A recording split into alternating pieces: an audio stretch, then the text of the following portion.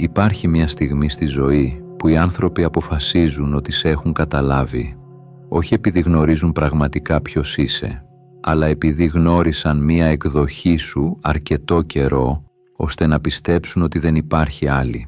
Σε είδαν να δυσκολεύεσαι, να καθυστερείς, να σωπαίνεις και κάπου εκεί έβγαλαν το συμπέρασμα ότι ξέρουν μέχρι πού μπορείς να φτάσεις. Ίσως για λίγο να τους πίστεψες κι εσύ. Γιατί όταν τίποτα δεν αλλάζει εξωτερικά, είναι εύκολο να νομίσεις πως τίποτα δεν αλλάζει καθόλου. Όμως οι άνθρωποι μπορούν να κρίνουν μόνο αυτό που βλέπουν. Δεν μπορούν να δουν το χαρακτήρα που χτίζεται μέσα στη σιωπή, τη δύναμη που γεννιέται χωρίς χειροκρότημα, τον άνθρωπο που διαμορφώνεται μακριά από τα βλέμματα όλων. Ίσως να σε έκριναν, ενώ ήσουν ακόμη υποκατασκευή. Κι όμως, θα ξεπεράσεις κάθε προσδοκία που είχαν για σένα, αλλά όχι για το λόγο που νομίζεις. Γεια σου, είμαι ο κοσμικός αφηγητής και σε καλωσορίζω στο κοσμικό φως. Πλέον υπάρχει η δυνατότητα να στηρίξεις αυτό το κανάλι μέσα από μια μικρή συνδρομή. Αυτή τη στιγμή είναι διαθέσιμο το πρώτο επίπεδο, το επίπεδο του κοσμοναύτη, στη συμβολική τιμή του 1 ευρώ και 50 λεπτών. Προσφέρει σήματα αφοσίωσης, εξατομικευμένα emoji και ευχαριστίες μελών. Όπως και να έχει, ευχαριστώ που είσαι εδώ. Ας ξεκινήσουμε. Από τη στιγμή που γεννιόμαστε, μαθαίνουμε να αξιολογούμε τους ανθρώπους από όσα μπορούμε να δούμε. Τη δουλειά τους, τα χρήματά τους, τις επιτυχίες τους, τις αποτυχίες τους, την ταχύτητα με την οποία προχωρούν στη ζωή, σαν να μπορεί ολόκληρη η αξία ενός ανθρώπου να χωρέσει σε λίγες εικόνες και μερικά συμπεράσματα. Το ίδιο κάνουν και οι άλλοι με εμάς. Σε βλέπουν για λίγο και πιστεύουν ότι σε γνωρίζουν. Βλέπουν μια δύσκολη περίοδο και τη βαφτίζουν αδυναμία. Βλέπουν μια παύση και την μπερδεύουν με παραίτηση. Βλέπουν τη σιωπή σου και νομίζουν πως δεν συμβαίνει τίποτα. Όμως υπάρχει κάτι που δεν μπορεί να μετρηθεί με τα μάτια. Δεν μπορείς να δεις την υπομονή που χτίζεται μέσα από την αναμονή. Δεν μπορείς να δεις τη σοφία που γεννιέται μέσα από τις απογοητεύσεις. Δεν μπορείς να δεις τον χαρακτήρα που διαμορφώνεται κάθε φορά που ένας άνθρωπος επιλέγει να μην εγκαταλείψει, ακόμη και όταν κανείς δεν τον χειροκροτεί. Οι άνθρωποι βλέπουν μόνο την επιφάνεια. Η ζωή όμως δεν δημιουργεί στην επιφάνεια. Εργάζεται πάντα στο υπέδαφος και εκεί ακριβώς αρχίζει η μεγαλύτερη παρανόηση, γιατί σχεδόν όλα όσα έχουν πραγματική αξία ξεκινούν αόρατα. Ζούμε σε έναν κόσμο που λατρεύει το ορατό. Αν κάτι δεν φαίνεται, υποθέτουμε πως δεν υπάρχει. Κι όμως η ίδια η φύση μας διδάσκει ακριβώς το αντίθετο. Σκέψου έναν σπόρο. Όσο βρίσκεται κάτω από το χώμα, κανείς δεν σταματά να τον θαυμάσει. Από πάνω φαίνεται μόνο χώμα. Όμως εκεί, μέσα στο σκοτάδι, το περίβλημά του σπάει, οι πρώτες ρίζες απλώνονται και μια νέα ζωή αρχίζει να διαμορφώνεται. Το ίδιο συμβαίνει και με τις ρίζες ενός δέντρου. Πριν υψωθεί προς τον ουρανό, πρέπει πρώτα να κατέβει βαθιά στη γη. Κανείς δεν βλέπει αυτή τη διαδικασία, και όμως από αυτήν εξαρτάται όλη η μελλοντική του δύναμη. Το ίδιο συμβαίνει με ένα έμβριο που μεγαλώνει αθόρυβα πριν αντικρίσει το φως. Με το τόξο που πρέπει πρώτα να τραβηχτεί προς τα πίσω για να εκτοξεύσει το βέλος πιο μακριά. Με τον χειμώνα που μοιάζει να έχει νεκρώσει τα πάντα, ενώ στην πραγματικότητα προετοιμάζει την άνοιξη. Η ζωή δεν βιάζεται να αποκαλύψει αυτό που δημιουργεί. Πρώτα το θεμελιώνει και μόνο όταν έρθει η σωστή στιγμή το φέρνει στην επιφάνεια. Δεν φαίνεται σχεδόν τίποτα, κι όμως συμβαίνουν τα πάντα. Αλλά γιατί αυτή η περίοδος μοιάζει τόσο πολύ με αποτυχία? Όταν περνάμε μια δύσκολη περίοδο, πιστεύουμε ότι η ζωή προσπαθεί να αλλάξει τις συνθήκες γύρω μας. Στην πραγματικότητα προσπαθεί να αλλάξει εκείνον που τις βιώνει. Ο ψυχολόγος Καρλ Ιούγκ πίστευε ότι όλοι φοράμε μία περσόνα, μία μάσκα που δημιουργήσαμε για να μας αποδεχτούν οι άλλοι. Τον ευχάριστο άνθρωπο, τον δυνατό, τον επιτυχημένο, εκείνον που δεν ενοχλεί κανέναν. Όμως όσο περισσότερο ταυτιζόμαστε με αυτή τη μάσκα, τόσο περισσότερο απομακρυνόμαστε από τον αληθινό μας εαυτό. Κάποια στιγμή η ζωή αρχίζει να γκρεμίζει αυτή την ψευδαίσθηση. Οι στόχοι που κάποτε σε ενθουσίαζαν χάνουν το νόημά τους. Σχέσεις που έμοιαζαν αναντικατάστατες δεν σε χωρούν πια. Η παλιά σου εικόνα γίνεται στενή, σαν ρούχο που δεν σου κάνει πλέον.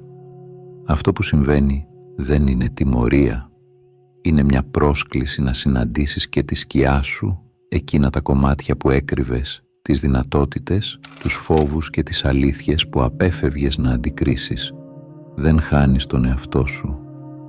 Χάνεις μόνο αυτό που δεν ήσουν ποτέ πραγματικά. Δεν τιμωρείσαι. Απογυμνώνεσαι. Και τότε έρχεται κάτι που οι περισσότεροι παρερμηνεύουν. Η σιωπή. Οι περισσότεροι άνθρωποι φοβούνται τη σιωπή. Όχι επειδή είναι επώδυνοι, αλλά επειδή μέσα της δεν υπάρχει τίποτα που να αποσπά την προσοχή τους από τον ίδιο τους τον εαυτό. Γι' αυτό και όταν η ζωή γίνεται ήσυχη, όταν σταματούν τα χειροκροτήματα, οι επιβεβαιώσεις και ο συνεχής θόρυβος, πολλοί πιστεύουν ότι κάτι έχει πάει λάθος. Ίσως όμως αυτή να είναι η στιγμή που όλα αρχίζουν να μπαίνουν στη θέση τους. Γιατί η απομόνωση δεν είναι πάντα μοναξιά. Πολλές φορές είναι το εργαστήριο όπου διαμορφώνεται ο χαρακτήρας. Εκεί όπου κανείς δεν σε παρακολουθεί, δεν σε επενεί και δεν περιμένει τίποτα από εσένα. Εκεί δεν έχει σημασία πώς φαίνεσαι, αλλά ποιος είσαι όταν μένεις μόνος με τη σκέψη σου. Μέσα σε αυτή τη σιωπή γεννιέται η υπομονή. Εκεί δοκιμάζεται η ανθεκτικότητα. Και εκεί αρχίζει να ανθίζει η αυτογνωσία, γιατί για πρώτη φορά ακούς τη δική σου φωνή πιο καθαρά από τις φωνές των άλλων. Οι μεγαλύτερες αλλαγές δεν αγαπούν τα φώτα. Χρειάζονται χώρο, χρόνο και ησυχία για να ριζώσουν. Και τότε συμβαίνει κάτι παράξενο. Σταματάς να χρειάζεσαι τους άλλους όπως παλιά. Υπάρχει ένα σημείο στην εσωτερική μεταμόρφωση όπου αρχίζεις να συνειδητοποιείς κάτι παράδοξο. Όσο περισσότερο γνωρίζεις τον εαυτό σου, τόσο λιγότερο αισθάνεσαι την ανάγκη να τον εξηγήσεις στους άλλους. Κάποτε ίσως προσπαθούσες να αποδείξεις ότι αξίζεις, να πείσεις τους ανθρώπους πως κάνουν λάθος για σένα, να αναζητάς την αποδοχή τους σαν να ήταν η απόδειξη της αξίας σου. Όμως η αληθινή ωριμότητα δεν γεννά περισσότερη ανάγκη για αναγνώριση, γεννά περισσότερη γαλήνη.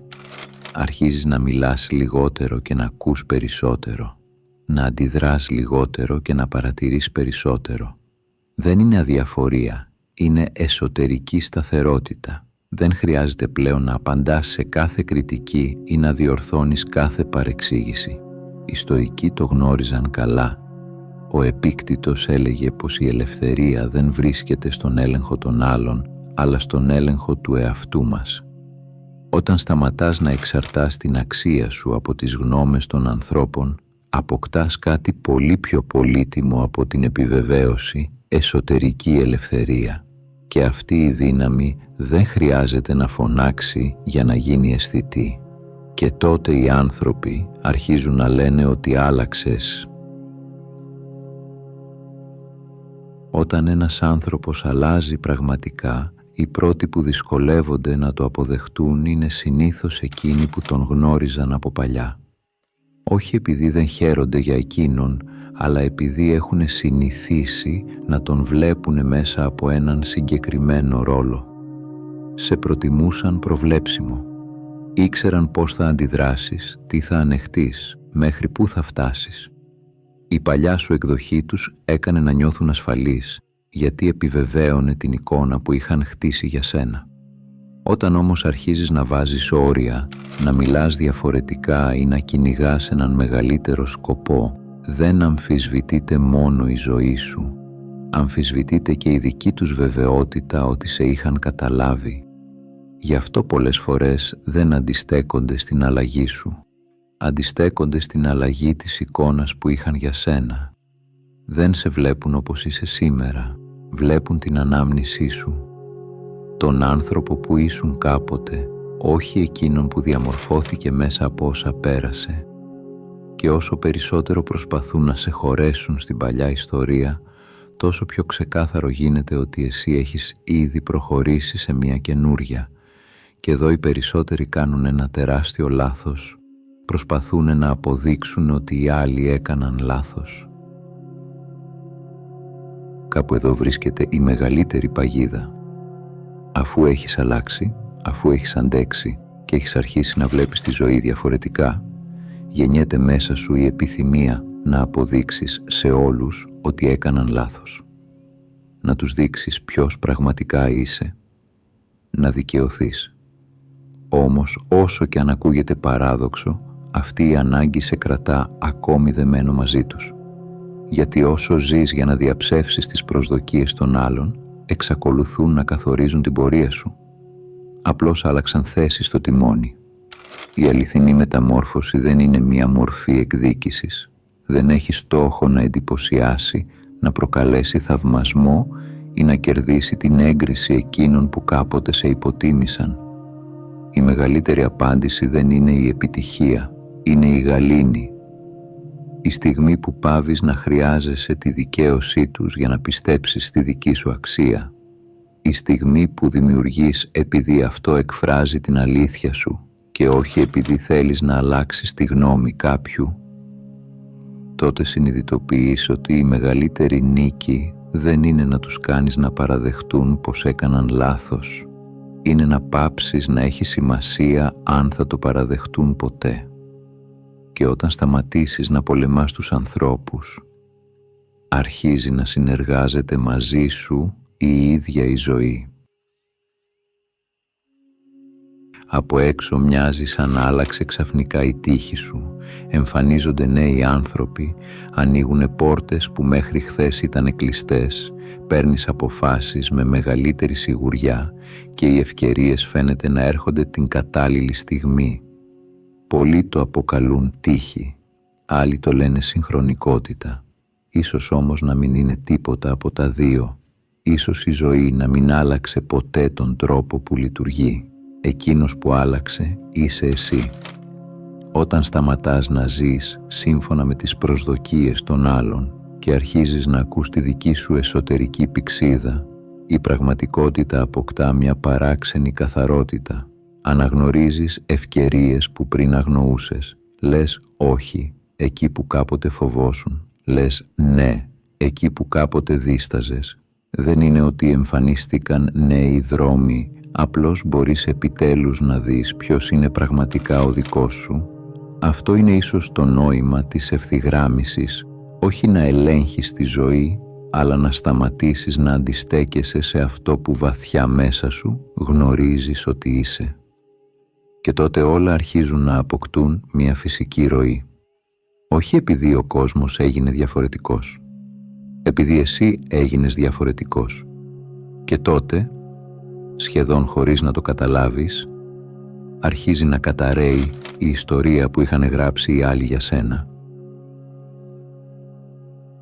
Ίσως τώρα να καταλαβαίνεις γιατί αυτός ο τίτλος δεν είναι μια υπόσχεση.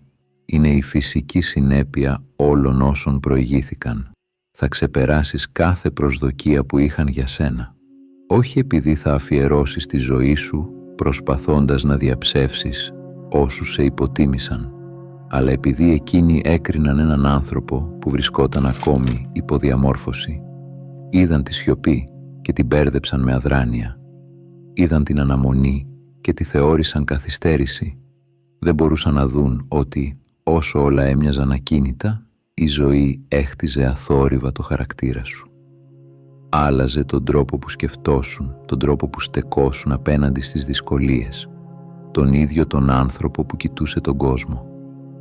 Κάποια στιγμή αυτή η αλλαγή θα γίνει ορατή Και τότε οι προβλέψεις που έκαναν για σένα θα πάψουν να έχουν σημασία. Όχι επειδή θα τις διαψεύσεις, αλλά επειδή δεν θα αφορούν πλέον τον άνθρωπο που είσαι. Και τότε ίσως συνειδητοποιήσεις κάτι ακόμη πιο βαθύ, ότι όσο προσπαθούσες να ξεπεράσεις τις προσδοκίες των άλλων, κουβαλούσες ακόμη τις δικές σου. Και ίσως αυτή να είναι η μεγαλύτερη ηρωνία της ζωής. Ίσως μια μέρα κάποιοι να κοιτάξουν αυτό που έχεις γίνει και να πούν «Δεν το περίμενα ποτέ». Και ίσως τότε να μην έχει πια καμία σημασία, γιατί η μεγαλύτερη νίκη δεν είναι να αλλάξεις τη γνώμη των άλλων, είναι να σταματήσεις να ορίζεις την αξία σου μέσα από αυτή. Αλλά ίσως υπάρχει μία ακόμη πιο δύσκολη αλήθεια. Ο άνθρωπος που σε υποτίμησε περισσότερο δεν ήταν κάποιος άλλος. Ήσουν εσύ. Κάθε φορά που πίστεψες ότι άργησες, κάθε φορά που συμβιβάστηκες με κάτι μικρότερο από αυτό που πραγματικά ήθελες, κάθε φορά που είδες τις δυσκολίες ως απόδειξη ότι δεν μπορείς, κι όμως δεν ήσουν ποτέ λίγος, ήσουν απλώς υποκατασκευή. Και ίσως αυτό να ήταν το σχέδιο από την αρχή.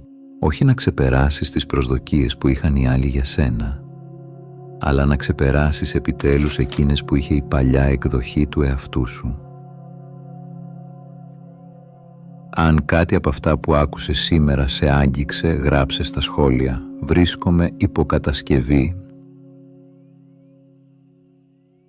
Θέλω να ευχαριστήσω μέσα από την καρδιά μου τους συνδρομητές του καναλιού που με τη στήριξη τους βοηθάνε αυτό το κανάλι να ανθίσει.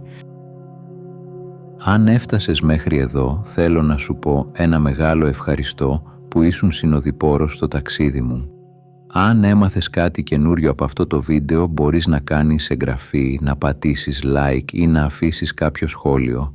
Αν θέλεις να συνεχίσεις το ταξίδι, σου προτείνω να δεις το βίντεο που εμφανίζεται τώρα στην οθόνη σου. Από όποιες συντεταγμένες του κόσμου κι αν μ' ακούς, να προσέχεις τον εαυτό σου και να πας στο καλό.